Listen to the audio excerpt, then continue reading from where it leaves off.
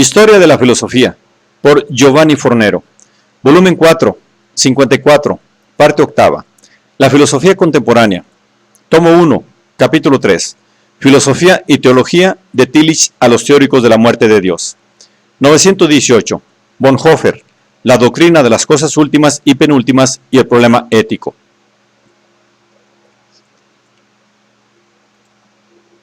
La demostración del hecho de que la creencia en Cristo comporta simultáneamente la creencia en Dios y en el mundo, o sea, la tesis según la cual en Cristo se nos ofrece la posibilidad de participar al mismo tiempo de la realidad de Dios y del mundo, no de una sin la otra.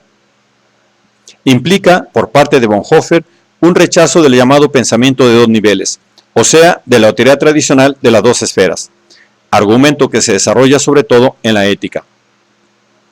Según nuestro autor, inmediatamente después de la época neotestamentaria, la visión cristiana del mundo se ha caracterizado por una contraposición entre dos esferas, una divina, santa y sobrenatural, y por lo tanto cristiana, y otra secular, profana y natural, y por lo tanto no cristiana. Este esquema conceptual presupone, evidentemente, que se encuentran 7 realidades fuera de la realidad de Cristo, y crea la posibilidad de una existencia confinada a una sola de estas esferas, o sea, a una existencia espiritual que no participa en la del mundo y de una existencia secular autónoma respecto a la esfera de lo sacro. El monje y el protestante liberal del siglo XIX personifican estas dos posibilidades. Ahora, cuando Cristo y el mundo son contemplados como dos esferas que se contraponen mutuamente, al hombre le queda una única posibilidad: tener a Cristo sin el mundo o el mundo sin Cristo. En ambos casos caemos en un error, porque en el primero se olvida que para el cristiano no existe ningún lugar de refugio fuera del mundo, ni en concreto ni en la interioridad espiritual. Y en segundo lugar, que no se da ninguna auténtica existencia en el mundo fuera de la realidad de Jesucristo. En efecto, presentar la realidad cristiana como esfera autónoma del mundo significa impedir al mundo la comunión con Dios, establecida a través de Cristo, mientras que concebir la realidad profana como una esfera autónoma de Dios significa negar la adopción del mundo en Cristo. Lo cierto, declara Bonhoeffer, es que no existen dos realidades sino una sola, y precisamente la realidad de Dios que en Cristo se ha revelado en la realidad del mundo, hasta el punto de que el mundo, las cosas naturales, las realidades profanas, la razón son a priori acogidas en Dios, no existen en sí y por sí. En síntesis, Cristo es la unidad encarnada de sacro y profano, puesto que, tal como la realidad de Dios en el Hijo ha entrado en la realidad del mundo, así aquello que es cristiano existe solamente en las cosas mundanas, aquello que es sobrenatural en las cosas naturales, las cosas santas en las profanas, las reveladas en las racionales. Por lo cual, quien confiesa su propia fe en la realidad de Jesucristo como revelación de Dios, confiesa creer al mismo tiempo en la realidad de Dios y en la del mundo. En efecto, en Cristo él encuentra a Dios y al mundo reconciliados. El punto de vista de Bonhoeffer acerca de las relaciones Dios-mundo, sacro-profano, halla su más eficaz ilustración y fundamento en la doctrina de las cosas últimas y penúltimas, a la cual está dedicada la sección más acabada de toda la ética, escrita en la calma de la abadía benedictina de Etale, en las montañas bávaras, entre finales de 1940 y principios de 1941. Por realidades penúltimas, Bonhoeffer entiende todas aquellas que preceden a la justificación del pecador por la sola gracia, y que se consideran tales solamente después de que se haya realizado el descubrimiento de las realidades últimas, o sea, las verdades de la fe. En efecto, una realidad es penúltima solamente a partir de la última, o sea, en el momento mismo en que es invalidada. Según Bonhoeffer, en la vida cristiana la relación entre las cosas penúltimas y últimas puede tener dos soluciones extremas, una radical, de tipo luterano, y una de compromiso, de tipo católico o protestante liberal. En la solución radical se tienen en cuenta solo las realidades últimas y la fractura que las separa de las penúltimas. En esta, último y penúltimo, se configuran, por lo tanto, como contrarios que se excluyen mutuamente. Cristo es el enemigo de todo penúltimo, y todo penúltimo es el enemigo de Cristo. No hay distinciones, sino una única distinción, por Cristo o contra Él. Y viceversa, en la solución de compromiso se atribuye a lo penúltimo una consistencia suya o autonomía en relación con lo último, que no alcanza a comprometer o amenazar a lo penúltimo en su concreción y cotidianeidad. Estas dos soluciones, observa Bonhoeffer, son igualmente extremistas e inaceptables aún conteniendo cada una elementos de verdad. Son extremistas en cuanto sitúan las realidades penúltimas y últimas en una contraposición tal que las hace recíprocamente incompatibles. En el primer caso, las realidades últimas destruyen las penúltimas. En el segundo, las últimas son de hecho excluidas de las penúltimas. En ambos casos, unas no soportan a las otras. Son inaceptables puesto que el radicalismo nace siempre de una aversión consciente o inconsciente para con aquello que existe, y el compromiso de una aversión consciente o inconsciente para con las realidades últimas. Ambas acaban hallándose, por lo tanto, lejos del verdadero cristianismo, rechazando tanto el verticalismo de la primera posición, que deja sitio solo a lo último y no concede nada a lo penúltimo, como el horizontalismo de la segunda posición, que salvaguarda los derechos de lo penúltimo solo a condición de sacrificar los de los últimos. Bonhoeffer defiende una tercera solución, que recuerda la barthiana analogía fidei. Tal resolución consiste en reconocer a lo penúltimo, y por lo tanto al mundo y al hombre, una especie de consistencia que tiene su fundamento y su justificación solo en lo último. Y en reconocer a lo último, y el hecho de obrar ya, de algún modo, en lo penúltimo. Según Bonhoeffer, tal esquema de solución no existe en abstracto, sino solo en la concreción del Cristo, entendido como estructura en la cual último y penúltimo son dados a un mismo tiempo.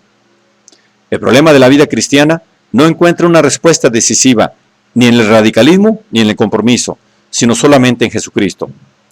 Solamente en Él se resuelve la relación entre las realidades última y penúltima.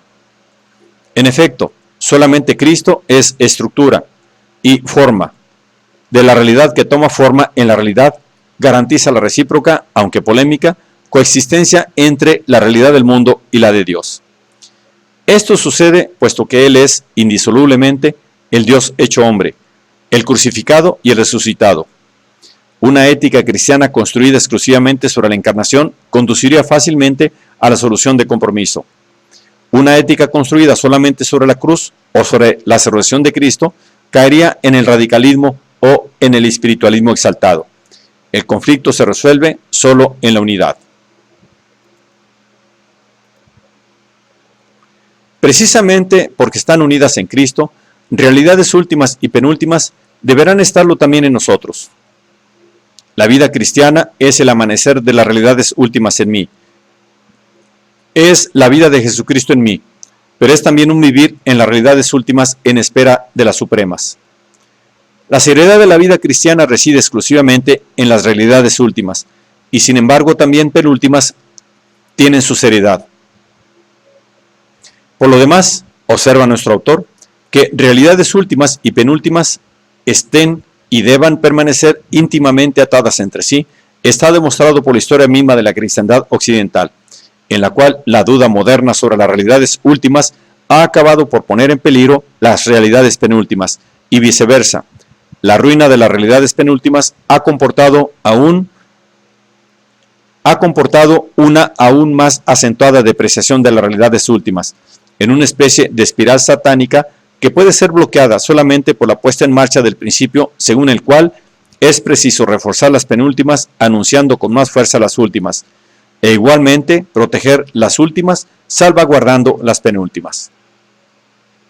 Esta teoría de las cosas últimas y penúltimas, si por un lado evidencia el esfuerzo de Bonhoeffer de proceder más allá de las parejas tradicionales de gracia-naturaleza, sagrado-profano, sobrenatural-natural, cristiano-secular, iglesia-mundo, etc., por otro lado, enseña desde ahora cómo toda lectura de Bonhoeffer en clave de teología de la secularización o de la teología de la muerte de Dios resulta unilateral y destinada a entrar en conflicto con demasiados textos del estudioso alemán.